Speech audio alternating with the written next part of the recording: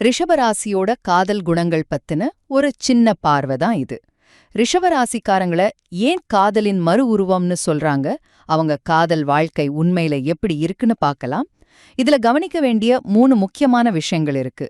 முதலாவது, அவங்களோட அன்புல ஒரு குழந்தைத்தனம் கலந்த தீவிரம் இருக்கும். சொல்லப்போனா ரிஷபராசிக்காரங்க அன்புக்கு ரொம்ப ஏங்குவாங்க. அவங்க காட்டுற பாசம் நிபந்தனையே இல்லாதது. ஆனா சில சமயம் அது கொஞ்சம் முதிர்ச்சி இல்லாம இருக்கும். நீங்க ஒரு சின்னதா பாராட்டினா கூட போதும், உடனே உருகிடுவாங்க. ரெண்டாவதா, இந்த தீவிரமான அன்பை தாண்டி இவங்க கிட்ட மத்தவங்கள ஈர்க்கிற விஷயம் இவங்களோட இயற்கையான கவர்ச்சி தான். ஆமா, இவங்க தங்களை எப்பவுமே ரொம்ப நேர்த்தியா வச்சுக்குவாங்க. அதனாலேயே மத்தவங்க ரொம்ப ஈஸியா இவங்க பக்கம் வந்துடுவாங்க.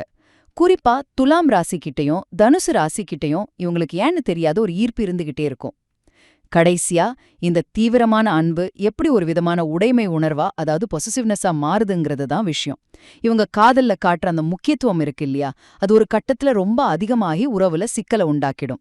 ஒருவேளை பிரிவு வந்துட்டா ரொம்பவே உடைஞ்சு போயிடுவாங்க. ஆனா பாருங்க, திரும்பவும் யாராச்சும் சின்னதா அன்பு காட்டினா போதும், நடந்த எல்லாத்தையும் மறந்துட்டு அதே தப்ப திரும்ப செய்யற ஒரு பிடிவாத குணம் இவங்க கிட்ட உண்டு. மொத்தத்துல ரிஷபராசியோட காதலுங்கிறது பாதுகாப்பை தேடுற ஒரு தீவிரமான பயணம். அதுதான் அவங்களோட பெரிய பலம், அதே சமயம் பெரிய பலவீனமும் கூட.